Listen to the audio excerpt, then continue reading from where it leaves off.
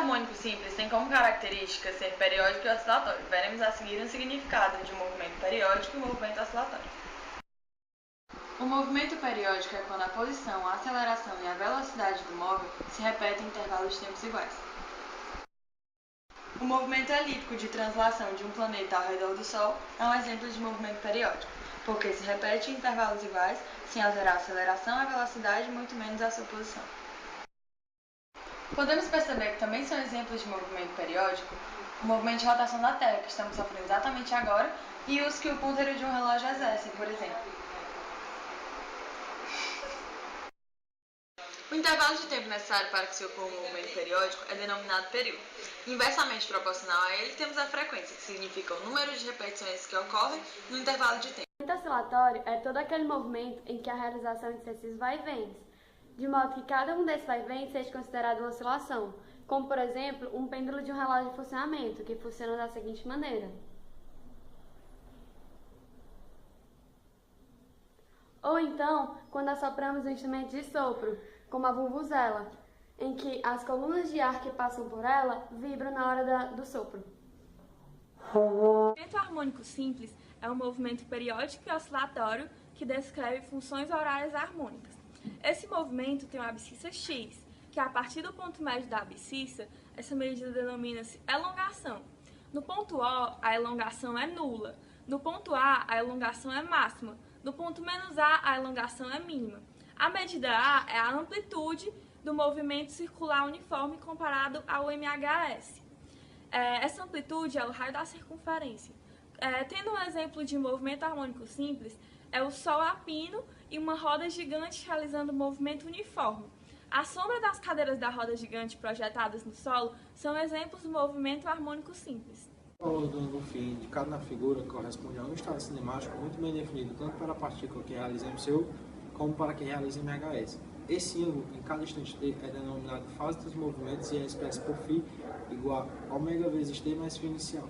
Observando o triângulo retângulo, temos que x igual a vezes cosseno de φ.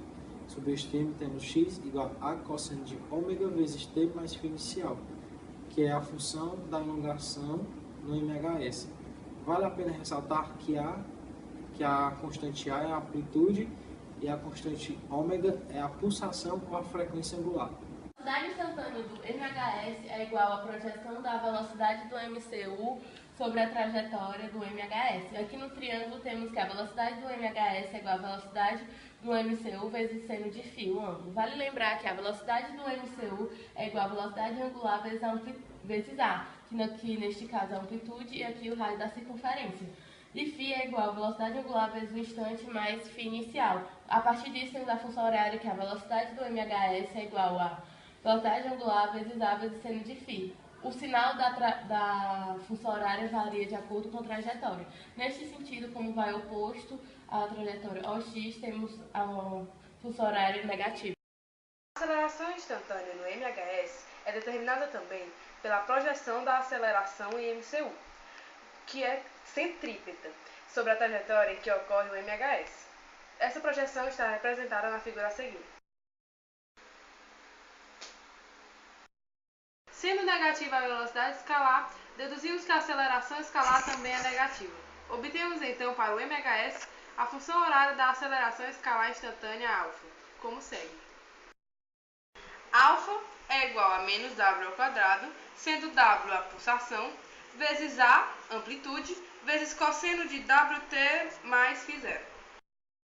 Como wt mais φ0 equivale a φ, podemos substituí-los por cosseno de φ. Eu vou falar sobre a força no movimento harmônico simples. A força resultante é igual a E, que é igual a menos K vezes X, sendo X a elongação e K a constante. K equivale a 1 ao quadrado vezes zero. A força resultante em um corpo em MHS é denominada força restauradora, sendo que quando X for positivo, F vai ser negativo. Agora eu vou falar sobre o ponto de equilíbrio. O ponto de equilíbrio do MHS é o ponto central da trajetória, ou seja, o ponto X é igual a zero quando o objeto estiver no centro. A importância prática do MHS está no conhecimento de seu período, e a partir dele determinamos outras grandezas. Como podemos determinar, o período está relacionado a essa fórmula, que representa 2π vezes a raiz quadrada de m sobre k, sendo m a massa e k a constante de força. O período não depende da amplitude, como podemos observar, estando relacionado apenas à massa e à constante de força. Também podemos observar que a frequência é o inverso do período, então sua fórmula fica determinada por 1 sobre 2π vezes a raiz quadrada de k sobre m. O oscilador de massa molar do cristal consiste em um bloco de massa m preso a uma mola constante k sobre uma superfície lisa livre de atrito. Arrastando o bloco B à posição menos A e tocando, ele oscilará de menos A a e voltará a menos A, quando completará o período que corresponde a 2π vezes m vezes raiz quadrada de m sobre k. O mesmo acontece com o oscilador de massa molar vertical. Nesses dois sistemas, a força resultante equivale a menos k vezes mecânica do MHE corresponde a k ao quadrado. Consideramos um pêndulo simples um sistema constituído por uma partícula presa a um fio inextricível e de massa desprezível. Quando afastamos o pêndulo e o soltamos, ele realiza oscilações. As forças que atuam são a tração sobre o fio e o peso. O período de oscilações do pêndulo simples é dado pela fórmula de período igual a 2π vezes raiz quadrada de x sobre g. A gente vai apresentar o capítulo 8 que fala sobre ondas. A introdução, ela diz que as ondas são presentes em todos os sinais da nossa vida, como na visão, nossos olhos somos visuais que são utilizados pelas fontes luminosas, e também na audição, como isso pode ser visto sobre a música, que nossos ouvidos são sensibilizados pelas ondas sonoras. Mas todas elas têm em comum que elas são fontes de energia que se propagam através de um meio. É importante ressaltar que essa energia se propaga, mas o meio não começa a propagação.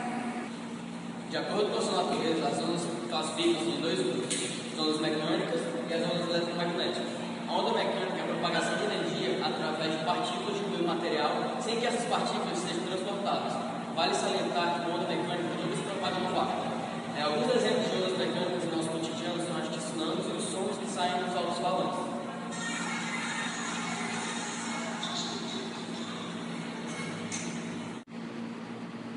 As ondas eletromagnéticas constituem um conjunto de dois campos, um elétrico e um magnético, que se propagam no vácuo com velocidade aproximada de 300 mil km por segundo. Já no meio material, a velocidade é menor. Alguns exemplos de ondas eletromagnéticas são o raio laser e um flash de uma câmera. As ondas longitudinais são ondas que a direção de vibração ocorre no mesmo sentido que a direção de propagação. Nas ondas transversais ocorre em que a direção de propagação ocorre perpendicularmente à direção de vibração. E nas ondas místicas são ondas mecânicas que ocorrem, as vibrações ocorrem em ondas longitudinais e transversais simultaneamente. As ondas podem se propagar em três meios: unidimensional, bidimensional e tridimensional. A unidimensional é propaga em uma dimensão, a bidimensional em duas dimensões e a tridimensional em três dimensões. Vale ressaltar que a bidimensional e tridimensional tem uns conceitos bastante importantes, que é raio de onda e ponto de frente de onda. Frente de onda é a fronteira entre a onda já atingida e a que vai ser atingida. E raio de onda, como vocês podem ver, ela é perpendicular ao frente de onda. Ela sai pela fonte e ela tem a função de direção e sentido. Falando das grandezas que estão associadas às ondas. Primeiramente, eu quero falar da amplitude, que nós podemos ver aqui e aqui. A amplitude permanece constante quando a propagação é conservativa e ela diminui com o tempo quando ela é dissipativa. O período é o intervalo de tempo do T0 ao T4. O comprimento da onda, que está bem aqui, é a distância, é o comprimento de uma certa distância, como podemos ver do P ao outro ponto, no intervalo de tempo T4. A frequência é o número de oscilações realizadas numa unidade de tempo. São constituído por um conjunto de ondas mecânicas que podem ser percebidos pelo sistema auditivo de alguns seres vivos. A velocidade de propagação depende do meio. No ar, a 15 graus Celsius, a velocidade é de 340 metros por segundo. Na água, a velocidade é de 1.500 metros por segundo. No sólido, pode variar entre 3.000 a 6.000 metros por segundo. O sistema auditivo humano é sensível às ondas de frequência entre 20 Hz e 20.000 Hz. Infração é menor que 20 Hz e ultrassom é maior que 20.000 Hz. A luz é uma onda eletromagnética que só pode ser vista através da nossa visão entre essa frequência. Nessa faixa na onda crescente podemos ver as 7 cores do arco-íris. A frequência menor que 4 vezes 10 elevado a 14 Hz são denominadas infravermelhas e as maiores que 8 vezes 10 elevado a 14 Hz são denominadas ultravioletas. Reflexão é um fenômeno que pode ocorrer com a luz e quando ele atinge a luz, ele volta ao seu ponto de origem. A reflexão da extremidade fixa é quando a corda, passa a onda pela corda, fazendo os pontos subir e descer. E quando ele volta, ele vai vir invertido.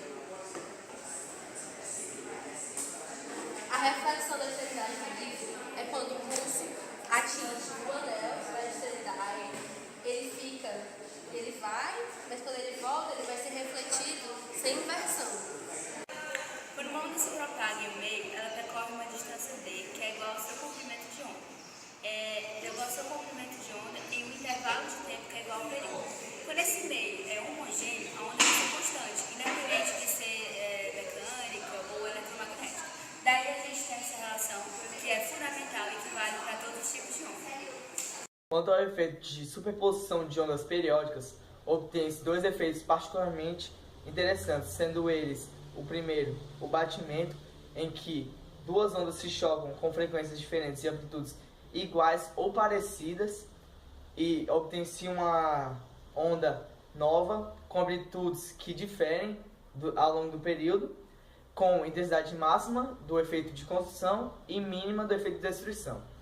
O segundo resultado visivelmente notável é o de ondas estacionárias, em que a corda fica por um momento estagnada, sem nenhuma ondulação. Outro fenômeno ondulatório muito comum é a refração. Chama-se refração de uma onda a passagem dessa onda de um meio para outro, de outro meio com características diferentes. A onda refratada está sempre em fase com a onda incidente. Agora vamos falar das leis. Primeira lei da refração. O raio incidente anormal à fronteira no ponto de incidência e o raio refratado são coplanares, ou seja, estão no mesmo plano. A segunda lei da refração é a nossa velha conhecida lei de Snell, que era um holandês que descobriu experimentalmente a veracidade da relação entre os ângulos de incidência e de refração. A refração e a reflexão de ondas transversais em cordas tensas pode ser vista facilmente e obedece às mesmas regras básicas de reflexão e refração. Quando o pulso incide de uma corda mais fina numa grossa, a reflexão é em oposição de fase e a refração numa velocidade diminuta.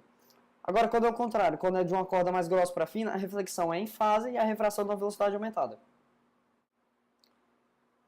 A superposição de ondas de mesma natureza provoca no local da superposição uma perturbação, que é igual à soma algébrica das perturbações de cada onda. Bom, considerando que depois dessa perturbação as ondas voltam às suas características naturais, vejamos os seguintes casos. No primeiro caso, que é o caso dos pulsos em fase, a elongação resultante é igual à soma das elongações de cada onda, e a crista resultante é a soma das amplitudes.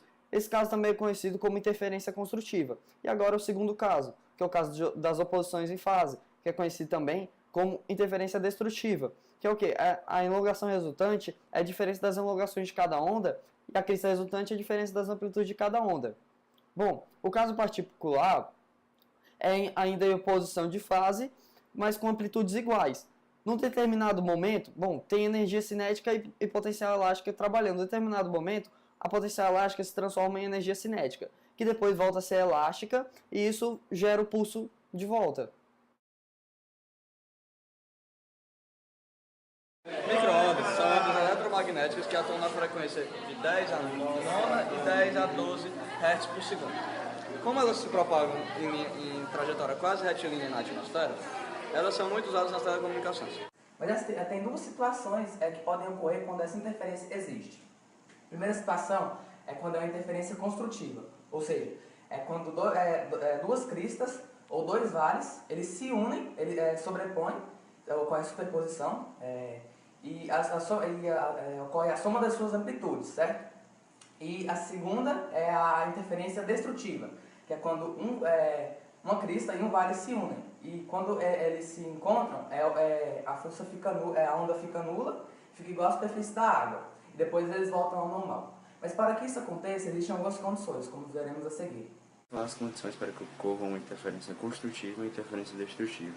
Para que ocorra uma interferência construtiva, é preciso que a diferença da distância das fontes seja igual a um número inteiro positivo par, que multiplica o comprimento de onda sobre 2.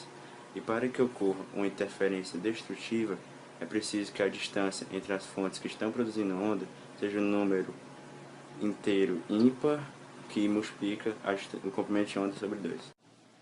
Bom, agora eu vou falar do princípio de Huygens. Bom, o princípio ele diz que cada ponto de uma frente de onda ele se comporta como uma nova fonte de ondas elementares, que se propagam além da região atingida pelo original, e além disso elas têm a mesma frequência. Bom, agora eu vou demonstrar nesse experimento que, independente da onda ser circular ou não, quando ela passar por esse orifício, ela vai se tornar uma onda circular. Vamos ver então. Você pode ver que é uma perturbação que não é circular e ela está se tornando aqui, quando passa pelo orifício, circular. Na dissipação de uma onda, o encurvamento que ela sofre ao encontrar um obstáculo. Nesse caso aqui, o raio bate e volta, aqui ele bate e passa, aquele bate e passa, aquele bate e volta. Nesse caso aqui ele bate e pelo princípio de Huygens ele encurva. Nesse aqui também do mesmo jeito, ele bate pelo princípio de Huygens e encurva. E aqui a onda principal vai ser tipo assim. Nesse caso aqui, o raio bate e passa, aquele bate e volta, aquele bate e volta, aquele bate e passa. E aqui ele encosta e encurva para cá, para dentro, e aqui ele encosta e encurva para dentro. E os raios assim vão ser assim. Consistia na incidência de luz em 3 anteparos distintos. No primeiro anteparo havia um orifício, e nesse orifício ela ia sofrer difração, e a luz difratada ia incidir no segundo anteparo, em que nesse segundo anteparo existia 2 orifícios em que cada um deles ia ocorrer o fenômeno da difração. A nova luz difratada ia incidir no terceiro anteparo, e nesse ia ocorrer a formação de manchas, e elas iam ficando mais fortes ou mais fracas, dependendo do tipo de interferência que acontecia. E se o orifício fosse muito pequeno, as manchas ficavam ainda mais nítidas do que se fossem maiores. Em certas manchas de óleo em bolha de sabão, é possível ver traços das cores do arco-íris. Isso acontece por causa da interferência causada dos raios refletidos na superfície interna e externa desses corpos, que dependendo da espessura dessa película entre a superfície interna e externa, a interferência que pode ocorrer pode ser tanto construtiva quanto destrutiva. Os instrumentos ópticos são de fundamental importância para a vida da humanidade. Podemos ver isto em vários setores do conhecimento, como por exemplo no ramo da biologia, da astronomia, da fotografia. Bem, nós temos que os instrumentos ópticos são divididos em 2 grandes grupos. Os instrumentos de projeção, que são caracterizados por constituir uma imagem final real, e pelos instrumentos de observação, que são caracterizados por constituir uma imagem final virtual, que, porém, para os nossos olhos é vista como um objeto real. Nós temos como exemplos do primeiro grupo câmeras fotográficas, filmadoras, dentre outros. E do segundo grupo, lunetas, microscópio óptico, lupas, dentre outros objetos. O microscópio composto é formado por 2 sistemas de lentes convergentes que ampliam as imagens. Esse tipo de microscópio é utilizado principalmente para a observação de objetos microscópicos, como diz o nome. E ele é muito útil em pesquisas biológicas, químicas e físicas. A imagem formada por esse sistema é real, invertida e ampliada. E as duas lentes dele são a lente objetiva, que é usada que fica próxima do objeto a ser observado, e ela tem uma distância focal de poucos milímetros, e a ocular, que vai formar a imagem, que, mais uma vez, vai ser real, invertida e ampliada. O aumento total dessas lentes do microscópio, portanto, é a multiplicação, o produto entre o aumento do linear transversal da ocular e da objetiva. Ou microscópio simples é um sistema convergente. Ele é muito utilizado para a ampliação de objetos. Para conseguirmos tal ampliação, nós dispomos o objeto a ser ampliado entre o foco e o centro óptico da lupa, obtendo assim uma imagem virtual, direita e maior. Temos aqui uma pequena experiência para demonstrar o uso. Pode-se notar o aumento da imagem ao utilizarmos a lupa. É um dispositivo de fixação da imagem. Ele ocorre da seguinte forma: o objetivo da câmera produz a imagem real e invertida do motivo da fotografia sobre um anteparo fotosintético. Ela possui um obturador e um diafragma. O diafragma ele gradua a entrada de luz. Já o obturador ele regula o intervalo de tempo em que o filme fica. O projetor é um aparelho que nos permite obter, a partir de um objeto real, uma imagem real, ampliada, invertida e projetada numa tela. Temos aqui o pequeno esboço de um simples projetor. Nele podemos notar alguns componentes, como um espelho côncavo, uma fonte de luz, um condensador, o objeto, a lente objetiva e a tela. O espelho é disposto tal que o seu centro de curvatura coincida com a posição da fonte de luz, para que eu não perca luz emitida. Toda luz emitida pela fonte seja realmente para a projeção. O objeto ele é disposto já, digamos assim, invertido, para que um espectador possa perceber na tela a projeção direita. E a lente objetiva funciona como um sistema de lentes convergentes. Sou Rodrigo Mendonça e vou falar para vocês sobre as lunetas. São instrumentos formados basicamente por dois sistemas convergentes, associados coaxialmente. A primeira lente é objetiva, distância focal da ordem dos decímetros ou metros, que capta a primeira imagem do objeto. A segunda lente é ocular, que operando como lupa conjuga a imagem final, a qual se comporta como objeto para o olho do observador. Há duas categorias de lunetas, as astronômicas, que são usadas para captar objetos de longa distância, e as lunetas terrestres, que são usadas para captar objetos em pequenas distâncias. As lunetas não fornecem aumentos lineares dos corpos observados, apenas possibilitam a visualização desses objetos sobre ângulos visuais ampliados, o que dá ao usuário melhores condições de observação, e por isso elas são denominadas instrumentos de aproximação. Os olhos são órgãos importantes para a nossa interação com o mundo que nos cerca. É um receptor de luz que converte energia luminosa em impulsos elétricos que são interpretados no cérebro. É interessante destacar que o nosso sistema óptico do bulbo do olho é convergente. O bulbo do olho tem uma forma parecida com uma esfera de 22 mm de diâmetro. Com exceção da córnea, o bulbo do olho é revestido por 3 camadas principais. Nessa ordem, a esclera, a corióide e a retina. Logo após a córnea, temos o humor aquoso. Logo depois, a íris, que é a parte colorida, né, que possui músculos que se flexionam, determinando a abertura da pupila, ou seja, a quantidade de luz que vai entrar. Após isso, temos as lentes, e depois o humor vítreo, que compõe a maior parte do bulbo do olho humano. Eu sou aluno 65 de Nobre e vou falar sobre a adaptação visual. A adaptação visual é um fenômeno que ocorre no nosso olho, que depende da luminosidade do ambiente. Em ambientes muito claros, a nossa pupila fica em torno de 1,5 a 2 milímetros. E em ambientes pouco claros, a nossa pupila fica de 8 a 10 milímetros. A nossa pupila ela gradua o fluxo de luminosidade que chega no bulbo, protegendo assim a retina de ofuscamento. Oi, meu nome é Lucas Mendes, meu número é 882 e eu vou falar sobre os defeitos visuais e as suas correções. Os principais defeitos visuais são a miopia, a hipermetropia, a presbiopia, o astigmatismo e o estrabismo. A miopia consta no alongamento do bulbo do olho na direção posterior. A sua correção é o uso de lentes divergentes. A hipermetropia é o encurtamento do olho na direção anteposterior. A sua correção é o uso de lentes convergentes.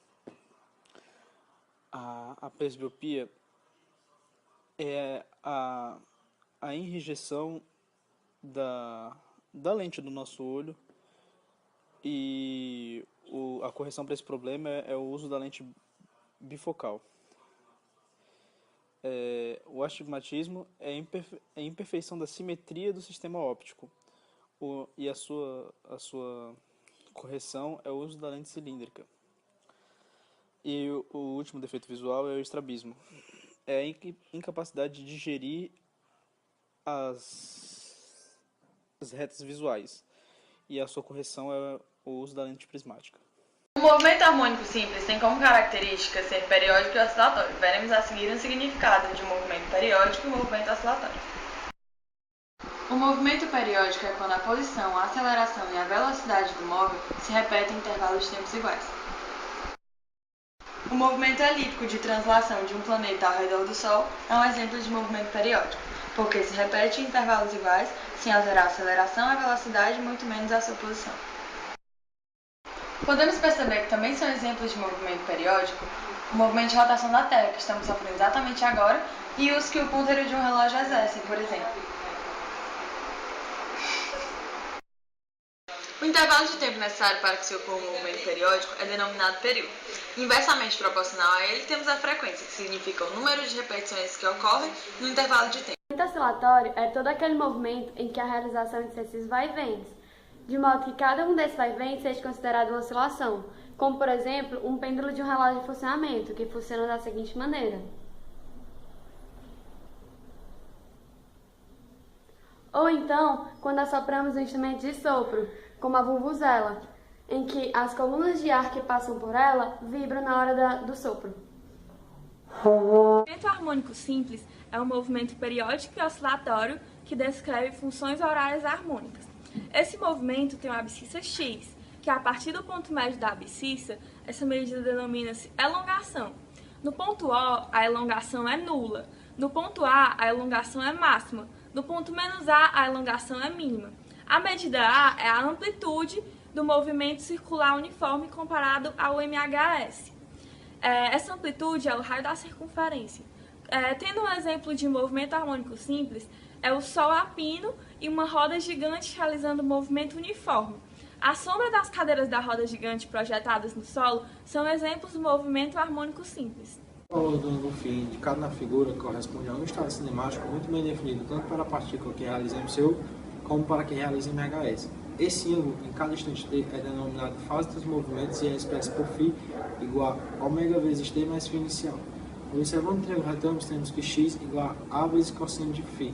Sobre este termo, temos x igual a cosseno de ω vezes t mais φ inicial, que é a função da elongação no MHS. Vale a pena ressaltar que a constante A é a amplitude e a constante ômega é a pulsação ou a frequência angular. A velocidade instantânea do MHS é igual à projeção da velocidade do MCU sobre a trajetória do MHS. Aqui no triângulo temos que a velocidade do MHS é igual à velocidade do MCU vezes seno de φ, o ângulo. Vale lembrar que a velocidade do MCU é igual à velocidade angular vezes A, que aqui neste caso é a amplitude e aqui o raio da circunferência. E φ é igual à velocidade angular vezes o instante mais φ inicial. A partir disso temos a função horária, que a velocidade do MHS é igual a velocidade angular vezes A vezes seno de φ. O sinal da função horária varia de acordo com a trajetória. Neste sentido, como vai oposto à trajetória OX, temos a função horária negativa. A aceleração instantânea no MHS é determinada também pela projeção da aceleração em MCU, que é centrípeta, sobre a trajetória em que ocorre o MHS. Essa projeção está representada na figura a seguir. Sendo negativa a velocidade escalar, deduzimos que a aceleração escalar também é negativa. Obtemos então para o MHS a função horária da aceleração escalar instantânea alfa, como segue. Alfa é igual a menos w ao quadrado, sendo w a pulsação, vezes a, amplitude, vezes cosseno de wt mais φ0. Como wt mais φ0 equivale a φ, podemos substituí-los por cosseno de φ. Eu vou falar sobre a força no movimento harmônico simples. A força resultante é igual a F, que é igual a menos K vezes X, sendo X a elongação e K a constante. K equivale a 1 ao quadrado vezes L. A força resultante em um corpo em MHS é denominada força restauradora, sendo que quando X for positivo, F vai ser negativo. Agora eu vou falar sobre o ponto de equilíbrio. O ponto de equilíbrio do MHS é o ponto central da trajetória, ou seja, o ponto X é igual a zero quando o objeto estiver no centro. A importância prática do MHS está no conhecimento de seu período, porque a partir dele determinamos outras grandezas. Como podemos determinar, o período está relacionado a essa fórmula, que representa 2π vezes a raiz quadrada de m sobre k, sendo m a massa e k a constante de força. O período não depende da amplitude, como podemos observar, estando relacionado apenas à massa e à constante de força. Também podemos observar que a frequência é o inverso do período, então sua fórmula fica determinada por 1 sobre 2π vezes a raiz quadrada de k sobre m. O oscilador de massa molar cristal consiste em um bloco de massa m preso a uma mola constante K sobre uma superfície lisa livre de atrito. Arrastando que o bloco B a posição menos A e tocando, ele oscilará de menos A a e voltará a menos A, quando completará o período que corresponde a 2π vezes m vezes raiz quadrada de m sobre K. O mesmo acontece com o oscilador de massa molar vertical. Nesses dois sistemas, a força resultante equivale a menos K vezes mecânica do MHS corresponde a K ao quadrado. Consideramos um pêndulo simples um sistema constituído por uma partícula presa a um fio inextricível e de massa desprezível. Quando afastamos o pêndulo e o soltamos, ele realiza oscilações. As forças que atuam são a tração sobre o fio e o peso. O período de oscilações do pêndulo simples é dado pela fórmula de período igual a 2π vezes raiz quadrada de L sobre G. A gente vai apresentar o capítulo 8 que fala sobre ondas. A introdução, ela diz que as ondas são presentes em todos os sistemas dessa vida, como na visão, nossos olhos visuais que são utilizados pelas fontes luminosas, e também na audição, como os pode sobre a música, que nossos ouvidos são sensibilizados pelas ondas sonoras. Mas todas elas têm em comum que elas são fontes de energia que se propagam através de um meio. É importante ressaltar que essa energia se propaga, mas o meio não começa a propagação. De acordo com a sua natureza, as ondas classificam-se em dois grupos, as ondas mecânicas e as ondas eletromagnéticas. A onda mecânica é a propagação de energia através de partículas de meio material, sem que essas partículas sejam transportadas. Vale salientar que a onda mecânica nunca se propaga no vácuo. Alguns exemplos de ondas mecânicas no nosso cotidiano são as tsunamis e os sons que saem dos alto-falantes.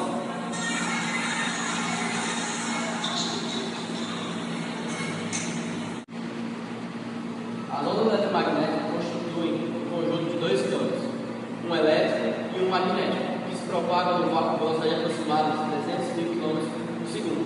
Já no meio material, a velocidade é menor.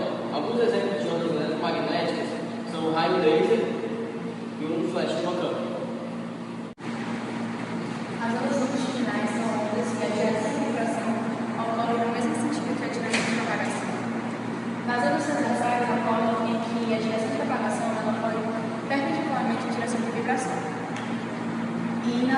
Finalmente, as ondas mecânicas que também ocorrem supressões ocorrendo em ondas longitudinais e transversais simultaneamente. As ondas podem se propagar em três meios: unidimensional, bidimensional e tridimensional.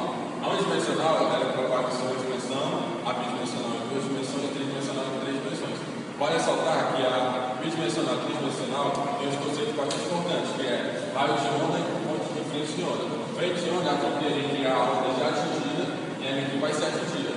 E raio de onda, como vocês podem ver, ela é perpendicular ao frente de onda. Ela sai pela fonte e ela tem a função de direção e sentido. Falando das grandezas que estão associadas às ondas. Primeiramente, eu quero falar da amplitude que nós podemos ver aqui e aqui. A amplitude permanece constante quando a propagação é conservativa e ela diminui com o tempo quando ela é dissipativa. O período é o intervalo de tempo do T0 ao T4. O comprimento da onda, que está bem aqui, é a distância, é o comprimento de uma certa distância, como podemos ver do P ao outro ponto, no intervalo de tempo T4. A frequência é o número de oscilações realizadas numa unidade de tempo. São constituídos por um conjunto de ondas mecânicas que podem ser percebidas pelo sistema auditivo de alguns seres vivos. A velocidade de propagação depende do meio. No ar, a 15 graus Celsius, a velocidade é de 340 metros por segundo. Na água, a velocidade é de 1.500 metros por segundo. No sólido, pode variar entre 3.000 a 6.000 metros por segundo. O sistema auditivo humano é sensível às ondas de frequência entre 20 Hz e 20.000 Hz. Infração é menor que 20 Hz e ultrassom é maior que 20.000 Hz. A luz é uma onda eletromagnética que só pode ser vista através da nossa visão entre essa frequência. Nessa faixa na onda crescente podemos ver as 7 cores do arco-íris. A frequência menor que 4 vezes 10 elevado a 14 Hz são denominadas infravermelhas e as maiores que 8 vezes 10 elevado a 14 Hz são denominadas ultravioletas. Reflexão é um fenômeno que pode ocorrer com a luz e quando ele atinge a luz, ele volta ao seu ponto de origem. A reflexão da extremidade fixa é quando a corda, passa a onda pela corda, fazendo os pontos subir e descer. E quando ele volta, ele vai vir invertido.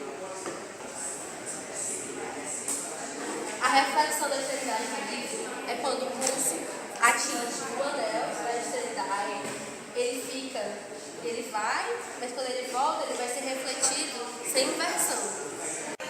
Quando uma onda se propaga em um meio, ela percorre uma distância d, que é igual ao seu comprimento de onda.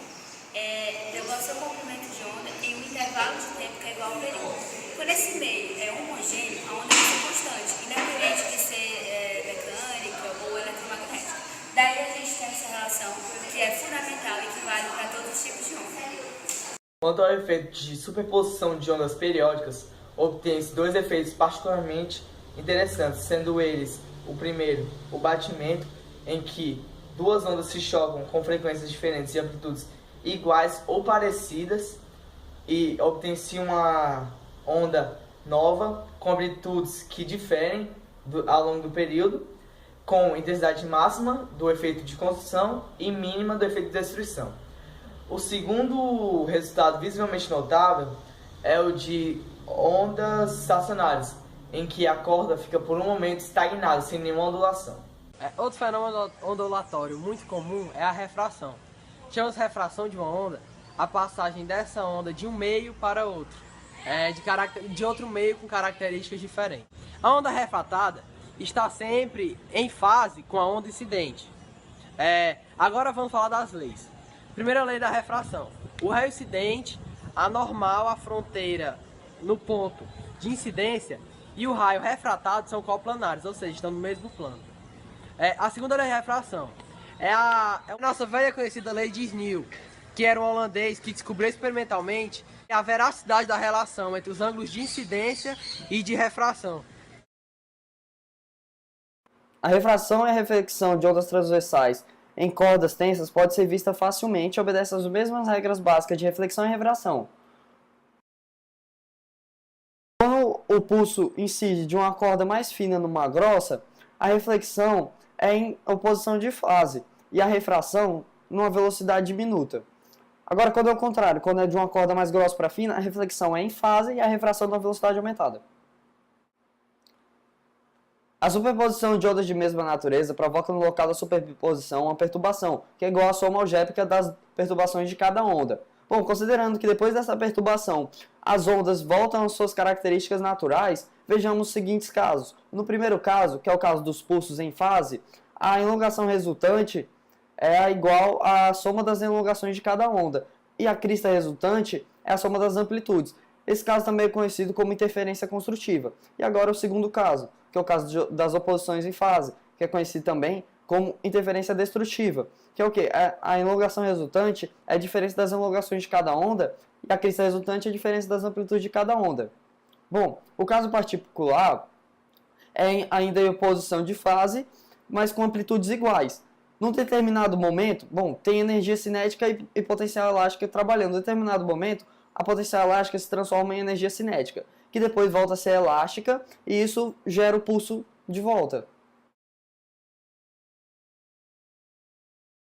Micro-ondas são ondas eletromagnéticas que atuam na frequência de 10 a 9 e 10 a 12 Hz por segundo. Como elas se propagam em trajetória quase retilínea na atmosfera, elas são muito usadas nas telecomunicações. Mas tem duas situações que podem ocorrer quando essa interferência existe. A primeira situação é quando é uma interferência construtiva, ou seja, é quando duas cristas ou dois vales, eles se unem, sobrepõem, ocorre a superposição, e ocorre a soma das suas amplitudes, certo? E a segunda é a interferência destrutiva, que é quando uma crista e um vale se unem. E quando eles se encontram, a força fica a onda fica nula, fica igual à superfície da água. E depois eles voltam ao normal. Mas para que isso aconteça, existem algumas condições, como veremos a seguir. As condições para que ocorra uma interferência construtiva e uma interferência destrutiva. Para que ocorra uma interferência construtiva, é preciso que a diferença da distância das fontes seja igual a um número inteiro positivo par, que multiplica o comprimento de onda sobre 2. E para que ocorra uma interferência destrutiva, é preciso que a distância entre as fontes que estão produzindo onda seja um número inteiro ímpar, que multiplica o comprimento de onda sobre 2. Bom, agora eu vou falar do princípio de Huygens. Bom, o princípio ele diz que cada ponto de uma frente de onda ele se comporta como uma nova fonte de ondas elementares, que se propagam além da região atingida pelo original, e além disso elas têm a mesma frequência. Bom, agora eu vou demonstrar nesse experimento que, independente da onda ser circular ou não, quando ela passar por esse orifício, ela vai se tornar uma onda circular. Vamos ver então. Você pode ver que é uma perturbação que não é circular e ela está se tornando aqui, quando passa pelo orifício, circular. Na diffração de uma onda, o encurvamento que ela sofre ao encontrar um obstáculo. Nesse caso aqui, o raio bate e volta, aqui ele bate e passa, aquele bate e passa, aqui ele bate e volta. Nesse caso aqui ele bate e pelo princípio de Huygens ele encurva. Nesse aqui também do mesmo jeito, ele bate pelo princípio de Huygens e encurva. E aqui a onda principal vai ser tipo assim. Nesse caso aqui, o raio bate e passa, aquele bate e volta, aquele bate e volta, aquele bate e passa. E aqui ele encosta e encurva para cá, para dentro, e aqui ele encosta e encurva para dentro. E os raios assim vão ser assim. Consistia na incidência de luz em 3 anteparos distintos. No primeiro anteparo havia um orifício, e nesse orifício ela ia sofrer difração, e a luz difratada ia incidir no segundo anteparo, e que nesse segundo anteparo existia 2 orifícios em que cada um deles ia ocorrer o fenômeno da difração.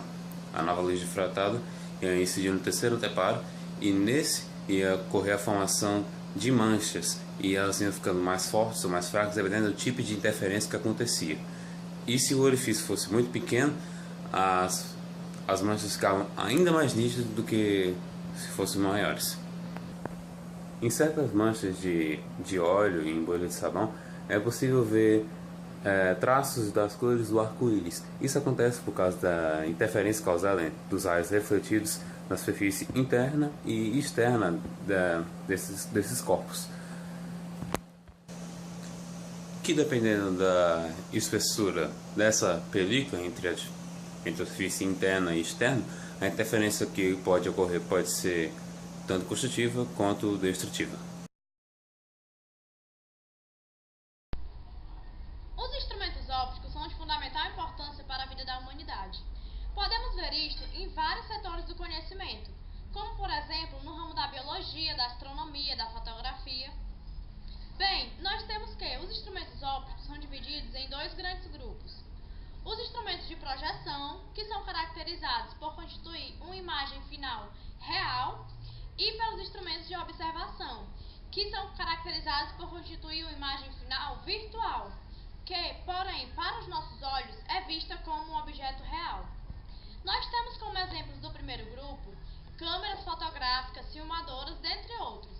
E do segundo grupo, lunetas, microscópio óptico, lupas, dentre outros objetos. O microscópio composto é formado por dois sistemas de lentes convergentes que ampliam as imagens. Esse tipo de microscópio é utilizado principalmente para a observação de objetos microscópicos, como diz o nome. E ele é muito útil em pesquisas biológicas, químicas e físicas. A imagem formada por esse sistema é real, invertida e ampliada. E as duas lentes dele são a lente objetiva, que é usada que fica próxima do objeto a ser observado, e ela tem uma distância focal de poucos milímetros, e a ocular, que vai formar a imagem, que mais uma vez vai ser real, invertida e ampliada. O aumento total dessas lentes do microscópio, portanto, é a multiplicação, o produto entre o aumento do linear transversal da ocular e da objetiva. Ou microscópio simples é um sistema convergente.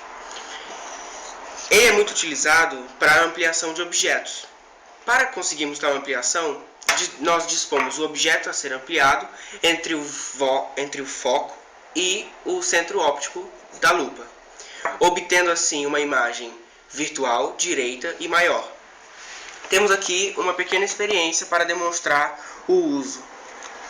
Pode-se notar o aumento da imagem ao utilizarmos a lupa. É um dispositivo de fixação da imagem. Ele ocorre da seguinte forma: o objetivo da câmera produz a imagem real e invertida do motivo da fotografia sobre um anteparo fotossintético. Ela possui um obturador e um diafragma. O diafragma ele gradua a entrada de luz. Já o obturador ele regula o intervalo de tempo em que o filme fica. O projetor é um aparelho que nos permite obter, a partir de um objeto real, uma imagem real, ampliada, invertida e projetada numa tela. Temos aqui o pequeno esboço de um simples projetor. Nele podemos notar alguns componentes, como um espelho côncavo, uma fonte de luz, um condensador, o objeto, a lente objetiva e a tela. O espelho é disposto tal que o seu centro de curvatura coincida com a posição da fonte de luz, para que eu não perca luz emitida. Toda luz emitida pela fonte seja realmente para a projeção. O objeto ele é disposto já, digamos assim, invertido, para que um espectador possa perceber na tela a projeção direita. E a lente objetiva funciona como um sistema de lentes convergentes. Sou Rodrigo Mendonça e vou falar para vocês sobre as lunetas. São instrumentos formados basicamente por dois sistemas convergentes, associados coaxialmente. A primeira lente é objetiva, distância focal da ordem dos decímetros ou metros, que capta a primeira imagem do objeto. A segunda lente é ocular, que operando como lupa conjuga a imagem final, a qual se comporta como objeto para o olho do observador. Há duas categorias de lunetas, as astronômicas, que são usadas para captar objetos de longa distância, e as lunetas terrestres, que são usadas para captar objetos em pequenas distâncias. As lunetas não fornecem aumentos lineares dos corpos observados, apenas possibilitam a visualização desses objetos sobre ângulos visuais ampliados, o que dá ao usuário melhores condições de observação, e por isso elas são denominadas instrumentos de aproximação. Os olhos são órgãos importantes para a nossa interação com o mundo que nos cerca. É um receptor de luz que converte energia luminosa em impulsos elétricos que são interpretados no cérebro.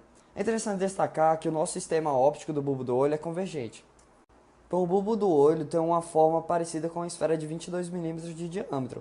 Com exceção da córnea, o bulbo do olho é revestido por 3 camadas principais. Nessa ordem, a esclera, a corióide e a retina. Logo após a córnea, temos o humor aquoso.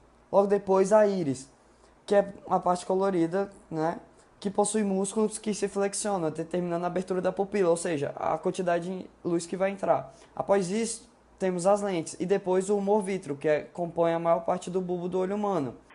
Eu sou aluno 65 de Nobre e vou falar sobre a adaptação visual. A adaptação visual é um fenômeno que ocorre no nosso olho, que depende da luminosidade do ambiente. Em ambientes muito claros, a nossa pupila fica em torno de 1,5 a 2 milímetros. E em ambientes pouco claros, a nossa pupila fica de 8 a 10 milímetros. A nossa pupila ela gradua o fluxo de luminosidade que chega no bulbo, protegendo assim a retina de ofuscamento. A acomodação visual se dá à alteração de divergência do cristalino para visões de longa distância ou próximas. E essa alteração de divergência se dá à contração dos músculos ciliares ou relaxamento dos mesmos. O ponto remoto se dá à máxima distância focal, que é quando ocorre o máximo relaxamento dos músculos ciliares, enquanto ao ponto próximo é a mínima distância focal, que se dá ao máximo esforço de acomodamento dos músculos ciliares. Oi, meu nome é Lucas Mendes, meu número é 882 e eu vou falar sobre os defeitos visuais e as suas correções. Os principais defeitos visuais são a miopia, a hipermetropia, a presbiopia, o astigmatismo e o estrabismo. A miopia consta no alongamento do bulbo do olho na direção posterior. A sua correção é o uso de lentes divergentes. A hipermetropia é o encurtamento do olho na direção anteposterior. A sua correção é o uso de lentes convergentes. A presbiopia é a enrijecção da lente do nosso olho e a correção para esse problema é o uso da lente bifocal. O astigmatismo é a imperfeição da simetria do sistema óptico e a sua correção é o uso da lente cilíndrica. E o último defeito visual é o estrabismo. É a incapacidade de digerir as retas visuais e a sua correção é o uso da lente prismática.